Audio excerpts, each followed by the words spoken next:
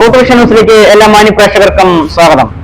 കൊല്ലം അഞ്ചൽ ഇടയത്ത് വയോധികയുടെ വീടിന്റെ വാതിൽ ചവിട്ടിപ്പൊളിച്ച് അകത്ത് കയറുകയും ആക്രമണം നടത്തുകയും ചെയ്ത പ്രതിയെ അഞ്ചൽ പോലീസ് അറസ്റ്റ് ചെയ്തു. വൃദ്ധയെ ആക്രമിക്കുകയും വീട്ടു സാധനങ്ങൾ നശിപ്പിക്കുകയും വീട് അടിച്ചു തകർക്കുകയും ചെയ്ത സംഭവത്തിലാണ് ബണ്ടിച്ചോർ എന്നറിയപ്പെടുന്ന ഇടയം സ്വദേശിയായ സുജിത്തിനെ അഞ്ചൽ പോലീസ് അറസ്റ്റ് ചെയ്തത്. വയോധികയെ ആക്രമിച്ച കേസിൽ യുവാവ് അഞ്ചൽ പോലീസിന്റെ പിടിയിലായി. ബണ്ടിച്ചോർ എന്നറിയപ്പെടുന്ന അഞ്ചൽ ഇടയം സ്വദേശി സുജിത്താണ് അഞ്ചൽ പോലീസിന്റെ പിടിയിലായത്.